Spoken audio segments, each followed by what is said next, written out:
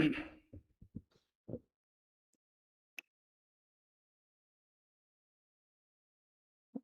नमः सिद्धेभ्यः। ओम नमः सिद्धेभ्यः। ओम नमः सिद्धेभ्यः। नमो अरिहन्ताणं नमो सिद्धाणं नमो आयरीयाणं नमो वज्रायाणं नमो लोये सव्वसाहूणं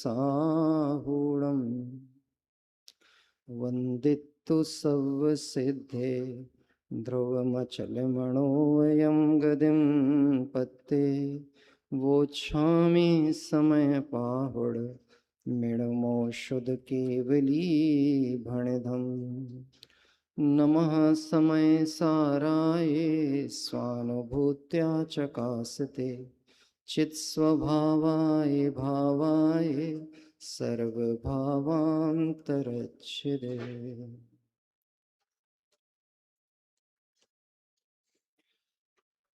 आचार्य कुंद कुंद स्वामी की महान अद्भुत भेंट समय पराभृत नामक एक ग्रंथादिराज विराजमान है। और पराभृत शब्द भेंट के अर्थ में प्रयोग होता है।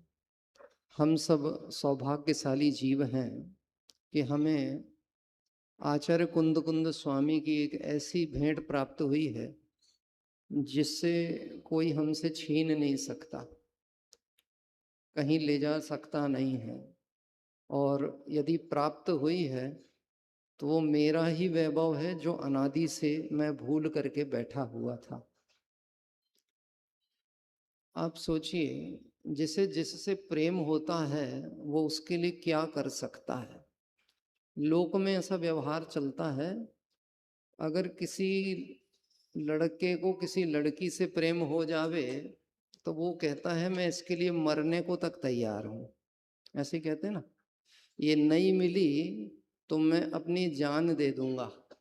यानी प्रेम की सर्वोत्कृष्टता यदि हम देखें तो वो कहते हैं मैं अपना सब कुछ तुम्हें दे सकता हूँ, इसको कहते हैं प्रेम।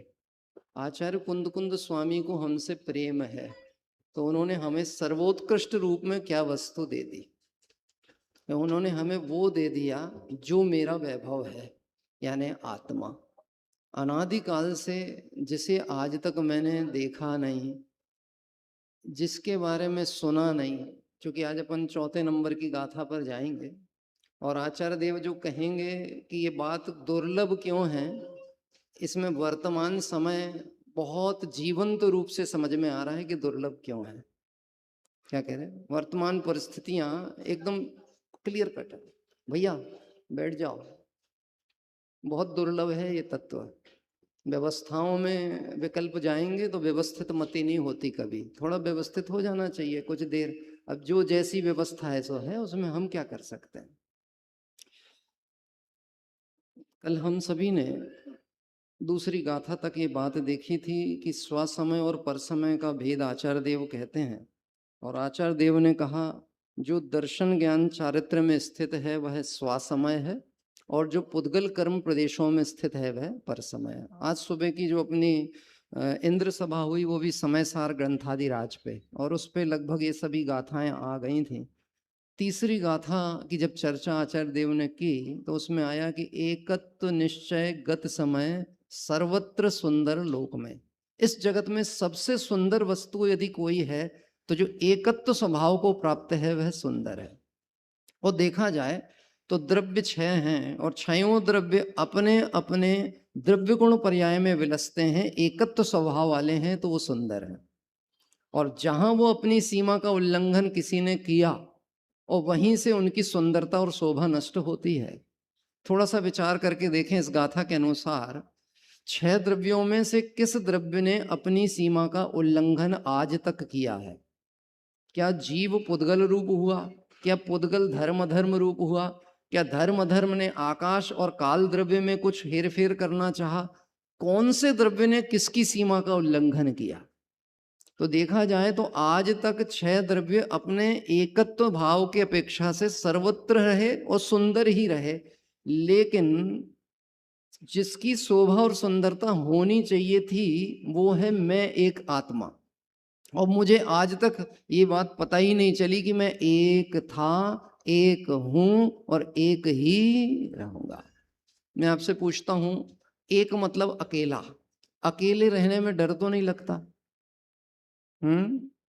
अकेले रहेंगे तो सुख दुख किससे बांटेंगे? आपको पता है संसार में जो लोग गृहस्थ दशा में प्रवेश किए हैं वो दुखी होने के लिए हैं कि सुखी होने के लिए? इसका मतलब है पहले जब अकेले थे तो अपने को क्या मानते थे? दुखी। और उन्होंने सोचा, क्योंकि लोक कहावत चलती है कि दुख बांटने से हल्का होता है, तो उसने सोचा कि मैं अपना दुख किसी को बांटूं और दुख बांटने के लिए कोई ऐसा तो हो जो मेरा दुख झेल सके। इसलिए एक हम मजबूत संबंध खोजने के लिए निकल पड़े। लेकिन हम ये नहीं सोच पाए कि अकेला दुख हम ही नहीं बांटना चाहते, वो भी अपना दुख बांटना चाहता है। जैसे तुम खोजने निकले थे ना दुख बांटने, ऐसे ही दुख बांटने वो भी खोज में निकला था और दो दुखी मिल गए। क्या हुआ? दो दुखी मिल गए और दोनों क्या चाह रहे हैं? अपना दुख दूसरे को बांटूं और इससे सुख ले लूं। पहली बात तो है, जब दोनों दुख आपस में बांटेंगे तो सुख कहां से होने वाला है? बात ख्याल में आ रही है? गड़बड़ी यहीं से हो रही है कि हमें यही नहीं मालूम है कि सुख तो मेरा लक्षण है, मेरा वैभव है, ये मेरी आत्मा का वैभव है, ये मुझ में भरा है और मुझे लगता है परद्रव्य से, बाह्य वस्तु से, संयोग से इसमें आता है। तो आचार्य देव कहते हैं एकत्व स्वभाव को प्राप्त वस्तु सदैव सुंदर है, शोभा को प्राप्त करती है, लेकिन जो अपने स्वभाव सीमा में नहीं रहता है वो विसंवाद का कारण बन जाता है। क्या? जिस दिन आपने गले में हार डलवाया था उस दिन आपकी जीत हुई थी कि उस दिन से आपकी हार प्रारंभ हुई थी? और गले में हार डालने सामने वाला पक्ष आया था, अभी मैं आपकी तरफ से ही बात कर रहा हूं, सामने वाला पक्ष आया था गले में हार डालने कि हार में गला डालने हम खुद गए थे? ख्याल ख्याल आ रही है? बारात लेके कौन गया था? और डर डर के गए थे कि नहीं? ये हिम्मत वाले होते तो अकेले जाते, लेकिन उसको ऐसा लगा कि नहीं साहब ये तो बहुत हिम्मत का काम है, तो अकेले नहीं चलेगा, तो पूरी समाज को, घर परिवार को, रिश्तेदारों को लेकर के भागे। और काय के लिए गए थे? हार में गला डालने के लिए गए थे। आपकी अगर पुरानी शादी आदि की वीडियो रखी हो उसको रिवर्स प्ले करके देखना। आप क्या करना? रिवर्स प्ले, जैसे जाते हुए वाली ना, ऐसे रिवर्स प्ले करते देखना, आपको देखना बंधन मुक्त होने का आनंद कैसा होता है। मतलब वो जो हार गले में आ रहा था वो रिपीट वापस जाएगा, ऐसा ऐसा वापस जाएगा, वो बढ़ते कदम पीछे हटेंगे और आपके कदम पीछे हटेंगे। और उस दिन ख्याल आएगी बात, एकत्व निश्चय गत समय सर्वत्र सुंदर लोक में। अरे ये बंधन की कथा बनाने वाले छह द्रव्यों में और कोई नहीं था, ये बंधन की कथा जीव ने अपने कीमत, अपने वैभव को न पहचान के स्वयं की है। कर्मों ने नहीं बांधा जीव को। क्या कह रहे हैं? जीव कर्मों से बंधा है, ये व्यवहार कथन है। आज तक कर्मों ने जीव को नहीं बांधा है। प्रैक्टिकल उदाहरण से बात कहें, आपके गले में चैन पड़ी है कि नहीं पड़ी है? सोने की चैन है। हाथ में घड़ी बंधी है कि नहीं बंधी है? प्रश्न पूछते हैं, वह घड़ी हाथ में बंधी है कि घड़ी घड़ी में बंधी है? अरे जल्दी से देखो, समय कम है। हाथ में घड़ी बंधी कि घड़ी घड़ी में, घड़ी घड़ी घड़ी में बंधी है? कि घड़ी घड़ी में बंधी है, घड़ी हाथ से बिल्कुल पृथक है। चैन गले में पड़ी है कि चैन चैन में बंधी है? तो फिर बंधन कहां से हुआ? तो बोले बंधन इस बात से हुआ कि ये चैन किसकी है। बात ख्याल में आई? मेरी चैन, ये जो मान्यता है ये बंधन का कारण है। अब बात आती है, छह द्रव्यों में ज्ञान नाम का गुण किसके पास है? सिर्फ एक जीव के पास है। तो ये बंधन का मामला बिगाड़ा भी किसने होगा? कि जिसके पास दिमाग है, यदि वो सही काम नहीं कर रहा है तो वही सबसे ज्यादा गड़बड़ी कर रहा है। तो फिर भूल किसकी हो गई? मेरी। तो आचार्य देव से हमने कहा, जब वह सुंदर स्वरूप आत्मा का है ऐसा आप कहते हो, अनंत ज्ञानी आचार्य भगवंत उसका वेदन अनुभव करते हैं, तो फिर हमको वो अनुभूति में क्यों नहीं आता? अगर आप कहते हो तू परमात्मा है, तू अनंत दर्शन ज्ञान सुख स्वरूप है। आज सुबह जो चर्चा चल रही थी, अपनी सुंदर चर्चा चली समय सार की, अभी जिस जीव को ऐसा लगे पता नहीं क्या बात चल रही है, तो उसको ऐसा लगता है पता नहीं कौन सी बात चल रही, इतनी महिमा काय को गाई जा रही है, हमको तो समझ ही नहीं आ रही आत्मा फात्मा है क्या। क्या कह रहे हैं? मुझे एक बार की बात ध्यान आती है, मैं संजीव जी भाई साहब कहीं जा रहे थे यात्रा पे, तो उन्होंने अपने प्रवचन में बात बताई थी। कोई साधर्मी साथ में बैठे थे, 2-4 साधर्मी ट्रेन में सफर कर रहे थे, रात के 9 बजे का समय था। अब 2-4 साधर्मी होंगे, धर्मी जीव होंगे, तो बात कौन सी करेंगे, बात आएगी कहाँ से? अरे अपने दिन भर के कार्यक्रमों में सुबह से रात तक चाहे पूजा हो, भक्ति हो, स्वाध्याय हो, उसमें चर्चा कौन सी आती है? एक आत्मा। तो वहां पे भी बैठ के चर्चा हुई तो किसी ने प्रश्न उठाया और उसमें आत्मा शब्द निकल करके आया। अब आत्मा शब्द निकल के आया तो ऊपर बर्थ में कोई सो रहा था, रात के 9:30 बजे का समय था, ट्रेन जंगल में से गुजर रही थी। वो ऊपर से एकदम से डदक के खड़ा हो गया, वो कहता है भाई साहब हाथ जोड़ के क्षमा कर रहे हैं, रात में आत्मा फात्मा की बात मत करो। क्योंकि आत्मा मतलब कौन? भूत। और जंगल में भूतों की बात मत करो। उसको यही नहीं खबर है भूत कोई और नहीं है, भूत मतलब आत्मा। क्या कह रहे हैं? भूत मतलब कौन? अरे भक्तांबर में आदिनाथ स्तोत्र जो लिखा मानतुंग स्वामी ने, उसमें उन्होंने एक लाइन डाली है, भूतनाथ। कौन है आदिनाथ? कौन है? कल किनका जन्मोत्सव मनाएंगे हम? भूतनाथ। और वो किसके नाथ हैं? हम भूतों के। भूत मतलब सत्तावान पदार्थ, आत्मा। हम सब कौन हैं? हम सत्तावान पदार्थ आत्मा हैं, लेकिन अपनी सत्ता की खबर ना होने के कारण, पर सत्ता में स्वसत्ता को खोजने के कारण ये बंधन की कथा चल रही है। आचार्य देव कहते हैं आत्मा तो तू स्वयं है, आनंद स्वरूप है, पर तुझे अनुभूति में क्यों नहीं आया? तब 4थी गाथा पर अपनी चर्चा प्रारंभ करते हैं। पेज नंबर 11 है, अगर शेयर स्क्रीन पे आप देख सकें तो आज अपन गाथा का पाठ करते हैं। सुध परिचिदान भूदा सवस्वी काम भोग बंध कहा, एयत्तस्व सुवलभो रवणीणा सुलभो विहतस्, है सर्वश्रुत परिचित अनुभूत भोग बंधन की कथा, पर से जुदा एकत्व की उपलब्धि केवल सुलभना, उपलब्धि केवल सुलभना। आचार्य देव कहते हैं वह एकत्व स्वभाव को प्राप्त आत्मा सर्वत्र सुंदर है, और एक की कीमत हमेशा सिंगल रहने पर ही होती है, और जब भी एकत्वता को छोड़ते हैं तो उसकी वैल्यू कम हो जाती है। इंग्लिश में लेटर कितने होते हैं? 26। इंग्लिश लेटर्स कितने होते हैं? 26। इसमें एक आई लेटर होता है, और आई लेटर जब भी अकेले आता है तो बड़ा रहता है, और जैसे ही वो किसी स्पेलिंग के बीच में जाता है तो क्या हो जाता है? छोटा हो जाता है। आई जब भी अकेला रहेगा तो कैसा रहेगा? बड़ा। और जब भी किसी में मिक्स होगा तो कैसा हो जाएगा? छोटा।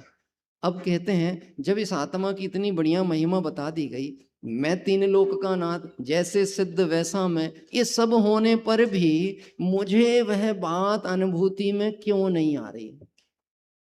ये बात कोई गाथा अनुसार नहीं सोचना है, हमें अपनी अंतः परिणति को भी टटोल के ऐसा विचार करना है। मैं आत्मा की बात तो सुनता हूँ, आत्मा की चर्चा भी करता हूँ, लेकिन वह आत्मा अनुभूति का विषय क्यों नहीं बन रहा? ये समस्या किस किस की? जरा हाथ उठाइए। सुनते तो हैं, किंतु वह वेदन में क्यों नहीं आ रहा, अनुभूति में क्यों नहीं आ रहा? प्रश्न है ना। ये समस्या प्रैक्टिकल है कि नहीं है? मंदिर के अंदर धर्म की बात कैसी लगती है? बहुत अच्छी लगती है। पूजन विधान कैसा लग रहा है? अच्छा लग रहा है। और समय सार की चर्चा अगर हमें अपनी बुद्धि अनुसार समझ में आ रही तो कैसी लग रही है? वो भी अच्छी लग रही है। पर जब आत्मा की इतनी महिमा गाई गई तो वो आत्मा मेरे अनुभूति में क्यों नहीं आता? तब मूल शब्द आचार्य देव कहते हैं कि सर्वलोक को, आप देखिएगा गाथार्थ में, यदि यहाँ शेयर स्क्रीन पे है तो देखिए, सर्वलोक को काम भोग संबंधी बंध की कथा तो सुनने में आ गई है, परिचय में आ गई। अगर मान लो यहाँ ना दिख रहा हो ना, तो पूरे उपयोग को यहीं लगा लेना। जो मैं कह रहा हूं उसको सावधानी से सुनना। सर्वलोक को काम भोग बंध की कथा सुनने में आ गई है, परिचय में आ गई है और अनुभव में आ गई है, इसीलिए सुलभ है। किंतु विभक्त भिन्न आत्मा का एकत्व होना कभी ना तो सुना है, न परिचय में आया है, न अनुभव में आया है, इसलिए वह सुलभ नहीं है। सब लोगों को काम भोग बंधन की चर्चा तो सुनने में भी आई है, परिचय में भी आई है और अनुभव में आई है। कब कब? जीव कब का है? अनादि का। और अनादि काल से जन्म मरण धारण कर रहा है कि नहीं रहा, 4 गति 84 लाख योनियों में जा रहा है कि नहीं जा रहा, और जिस पर्याय में जा रहा है, चाहे वो एकेंद्रीय अवस्था वाला भी क्यों ना हो, उस एकेंद्रीय अवस्था में भी एक इंद्रिय विषय संबंधी ज्ञान या संस्कार में जो चला आ रहा है पर की सुख बुद्धि, वो वासना अंदर में पड़ी हुई है कि नहीं। बोलो, एक इंद्रिय का भी अनुभव अभ्यास में कहूं, यद्यपि असंगी है, लेकिन आपने देखा है वृक्ष होते हैं ना, वृक्ष, तो यदि नदी किनारे कोई वृक्ष खड़ा होता है तो स्वयमेव ही नदी की ओर झुक जाता है। देखा आपने? क्यों? किसने उसको कहा इधर झुक जाओ? जैसे हम इधर आए स्वाध्याय भवन में, ये भी अपना स्वाध्याय मंदिर है ना, ये स्वाध्याय मंदिर है, समोशरण कह सकते हैं, वीतराग जनेन्द्र परमात्मा विराज रहे हैं। मंदिर में जब हम आए तो आए तो थे हम कुछ आत्मा के हित की बात सुनने, यही विचार लेकर के आए थे, लेकिन अनादि का अध्यास ऐसा चल रहा है कि देह की एकत्व बुद्धि के साथ जैसे ही प्रवेश किया तो नजर सबसे पहले कहाँ गई? बैठना कहाँ है।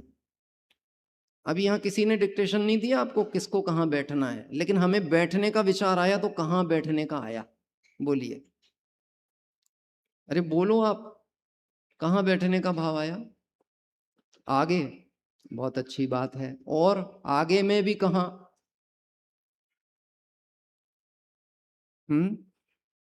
आगे में कहाँ?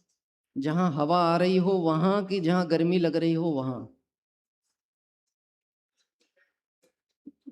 ये तो आप अपनी अपनी बात बता रहे हो, हाँ। लेकिन बहुत आए तो देखो अध्यास कैसा चलता है, मंदिर में भी जाएगा ना तो जाते से ही पहले देखता है पंखा कहाँ चल रहा है। पूजा चल रही है और कोई गलती से पंखा बंद कर दे तो पूजा बिगड़ जाती है। क्यों? क्योंकि वह जिनेंद्र देव के गुण चिंतन नहीं चल रहे थे, वो अनादि के अभ्यास में देह की एकत्व बुद्धि चल रही थी। अनुभव में वही है, सुख कहाँ पे प्रतीत हो रहा है? इसी में। अभी प्रैक्टिकल विचार करो, ये चटाई बिछी है ना, ये तो आपकी प्लास्टिक की चटाई है, इसकी जगह दरी बिछा दी जाए, थोड़ी मोटी वाली दरी जो थोड़ी सॉफ्ट हो, और अगर वह सॉफ्ट दरी है या एक फाइबर की कुर्सी है और एक फोम वाली कुर्सी है, आके कहाँ बैठना चाहेगा? जिसकी जहां रुचि होगी वहां, जिसको जितना कोमल स्पर्श सुख का वेदन दे रहा है वो वहां जाकर के बैठना चाहेगा। किसने कहा वहां जाकर के बैठो? अनादिकाल से चली आ रही पर्याय बुद्धि। क्या कह रहे हैं? एक इंद्रिय अकेली की बात नहीं है, चूंकि यहाँ पर सुनने, परिचय और अनुभव की बात आई है तो सुनने शब्द में सीधे कर्ण इंद्रिय के विषय की बात भी बनती है। यद्यपि यहाँ सुनने का अर्थ सिर्फ सुनना होता ही नहीं है। क्या? सुनने का अर्थ सिर्फ कान का विषय नहीं कहा। अरे सुनाई देता है कि नहीं देता? सुनाई देने का मतलब समझ में आता है कि नहीं आता। हमारे यहाँ बुंदेलखंड में एक शब्द कहा जाता है, काय कान में कछू जू रेंग रहे कि नहीं रेंग रहे। जू रेंगने का मतलब समझ रहे हैं आप क्या होता है? अगर कान के सामने एक मक्खी भी आके भिनक रही हो और आप ड़मोकार मंत्र का जाप कर रहे हो तो आपका जाप नहीं हो पाएगा, जबकि मक्खी कोई आपके कान में गीत नहीं गा रही, लेकिन आपका उपयोग इतना चंचल है कि वो मक्खी की आवाज से उपयोग पंच परमेष्टि से हटके वहां चला जाता है। तो यहाँ कहते हैं कान में कछु जू रेंग रहे कि नहीं, सुनाई दे रहा कि नहीं।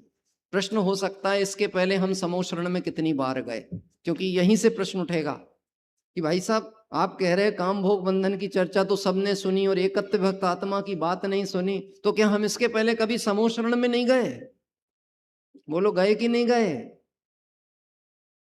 तो वहां क्या कर रहे थे? वहां पे दिव्य धनी सुनने मिली होगी कि नहीं मिली होगी? आचार्य मुनि भगवंतों का सानिध्य मिला होगा कि नहीं मिला होगा? सुन रहे थे कि नहीं सुन रहे थे? बस जैसे अनादि संस्कार मोह मिथ्यात्व से आज बैठ के सुन रहे हैं, ऐसे ही भगवंतों की दिव्य ध्वनि सुनने को भी ना सुना करके लौट के आए। मंदिरों की सजावट इसके लिए नहीं की गई है कि आप मंदिरों में सजावट को देखते रह जाएं। क्या कह रहे हैं? मंदिर की जो शोभा है वो वीतरागी जिनेंद्र भगवान से होती, बाह्य सजावट से नहीं होती। और जिसकी दृष्टि उस सजावट पे टिक गई, उसे जिनेंद्र के दर्शन नहीं होते। दादा, छोटे दादा इस विषय में कहते थे, श्वेतांबर आदि मत में तो भगवान को सजाते हैं क्योंकि वहां सराग रूप से वहां ईश्वर की कल्पना की है।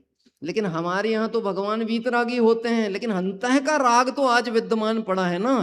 तो हम भगवान को तो नहीं सजा पाते, तो कम से कम आजू बाजू तो इतना सजा ही देते हैं कि देखने वाला कहता है मंदिर हो तो ऐसा। बोलो, मंदिर देखने गए थे, भगवान को देखने गए थे कि अंदर का आत्मा देखने गए थे, परमात्मा देखने गए थे? किससे मिलने मंदिर गए थे हम? बात ख्याल में आ रही है? ये अनादि का अध्यास चल रहा है। काम भोग बंद कथा। काम शब्द में जैसे आचार्य ने लिया है स्पर्शन और रसना इंद्री को, और भोग में लिया है घ्राण चक्षु कर्ण इंद्री को। किस में? काम में किसको लिया है? स्पर्शन इंद्री को और रसना इंद्री को। और भोग शब्द में लिया है घ्राण इंद्री, चक्षु इंद्री और कर्ण। और इसका अनादि काल से इसकी चर्चाएं जीव ने सुनी हैं, परिचय की है, अनुभव की है। अभी अपन एक प्रैक्टिकल प्रश्न पूछें, स्पर्शन इंद्री संबंधी पदार्थ कितने होते हैं? स्पर्शन इंद्री के विषय कितने होते हैं? 8। कितने होते हैं?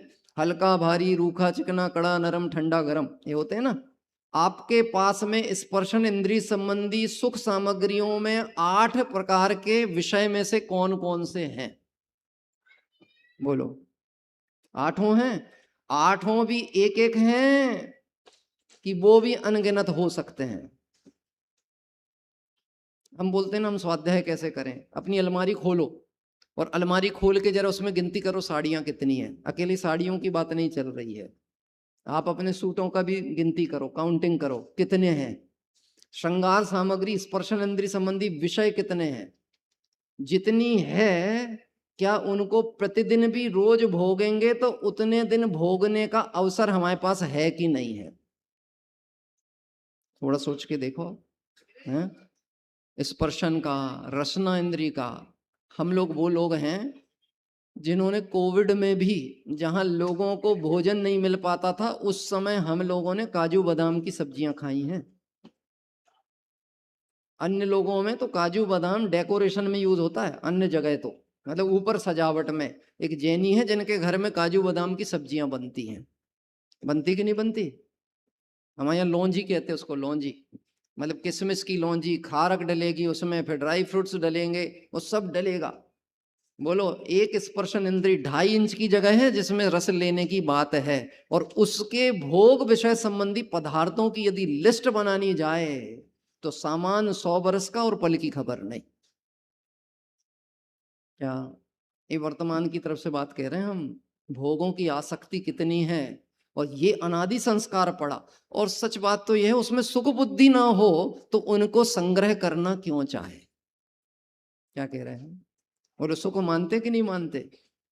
भोगों को अमृत मानते कि नहीं मानते? पूजन में पढ़ते हैं अपन, भोगों को अमृत फल जाना, विषयों में निस्दिन मस्त रहा, उनके संग्रह में हे प्रभुवर व्यस्त, त्रस्त और अभ्यस्त रहा। 3 शब्द डाले हैं, व्यस्त, त्रस्त, अभ्यस्त। ऐसा लगता है कि नहीं लगता दिन कैसे बीत जाता है? लगता है 3 दिन हो गए हैं और कल कार्यक्रम पूर्ण हो जाएगा। हम जिनकी प्रतिष्ठा की भावना से बैठे थे वो तो स्वभाव में पहले ही प्रतिष्ठित हो गए थे, और कल वह जिन मंदिर में वेदी में प्रतिष्ठित हो जाएंगे, हम कहाँ जाएंगे?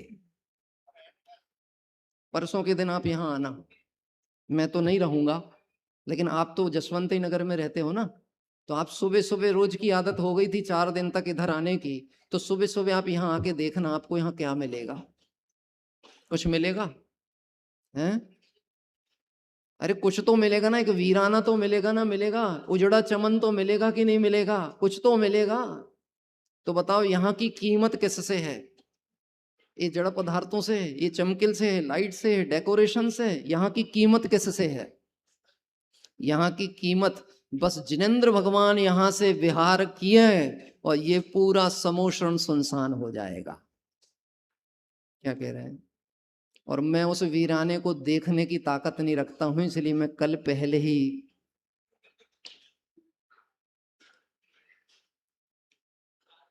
बोलो आप, हम आए काहे के लिए थे, वो कहाँ लग गए। है सर्वश्रुत परिचित अनुभूत भोग बंधन सुलभ है। आचार्य देव ने गजब गजब के शब्द डाले हैं। आपको इसकी सलाह परामर्श देने वाले परस्पर आचार्यत्व करते लोग मिल जाएंगे, पांडित्य मिल जाएंगे। पांडित्य शब्द मिल गया। क्या कह रहे हैं? आप मकान बना रहे हो, आपने कोई को एडवाइजरी के लिए, मतलब कोई ने, आपने किसी को ऐसा रखा नहीं है। किसके लिए? एक है आपका होम डेकोरर हो सकता है, लेकिन आपको सलाह देने वाले कितने मिलेंगे? सैकड़ों। और उनकी सलाह और उनकी नजर ना लग जाए, इस चक्कर में हम मकान के ऊपर एक जूता भी टांगते हैं। तो आपके यहाँ टंगता नहीं टंगता? नहीं टंगता। तो आपके यहाँ वो टंगता होगा नजर पट्टा, नजर पट्टू, ऐसा कुछ होता कि नहीं होता आपके यहाँ? एक मटकी टांग देते हैं ताकि किसी की नजर ना लगे। और नजर ना लगे मतलब किसकी नजर ना लगे? क्योंकि यहाँ पे सब पंडित घूम रहे हैं। क्या कह रहे हैं? ये वो देश है जहां लोगों को मरने की फुर्सत नहीं है और व्यस्तता इतनी है, यानी व्यस्तता इतनी है कि मंदिर आने फुर्सत नहीं है। लेकिन यदि यहाँ जेसीबी का काम चल रहा होगा ना बाहर गवर्नमेंट का, तो 25 आदमी वहां खड़े मिल जाएंगे आपको, जेसीबी को आगे पीछे कराने वाले। क्या यहाँ माइक की व्यवस्था है ना, तो ये है हमारा भाई माइक की व्यवस्था में। लेकिन विकल्प कितने होते हैं? बात ख्याल में आ रही है? परस्पर आचार्यत्व और पांडित्य करने वाले लोग मिल जाते हैं। अब ये बहुत आचार्य देव कह रहे हैं, बात सुलभ क्यों नहीं रही? क्योंकि इसको अनादिकाल से संस्कार और अभ्यास ऐसा पड़ा रहा है कि इसे भोग विषयों की चर्चा में ही आनंद आता है। ये धर्म के नाम पर भी राग का ही आनंद को धर्म का आनंद मान के बैठता है। हम वीतरागियों की भक्ति को भी राग के साथ होती है तो उसे भक्ति मानते हैं। भले हम कहते जरूर हैं ऐसी भक्ति करूं प्रभु की पाऊं न जन्म दोबारा। ये ऐसे होगी ऐसी भक्ति, राग मिश्रित भक्ति, विषय पोषित भक्ति? बोलो। हमारे पिताजी कहते थे अगर पिक्चर की धुन में तुम भगवान के भजन गाते हो ना, तो ये समझ लेना तुम अध पहला यानी मर्यादा का दूध और शराब की बोतल में भर के पी रहे हो। किस में भर के पी रहे हो? है तो मर्यादा का दूध, लेकिन भरा किस बोतल में है? शराब की बोतल में। नशा कैसा चढ़ेगा? जैसा शराब की बोतल का होता है ना, वो नशा। क्या देखो, ये तो समय सीमा के साथ में शब्द अल्प हैं और भाव बहुत होते हैं। समय हो चुका है कहाँ जाने का, कहाँ जाने का समय हो चुका है।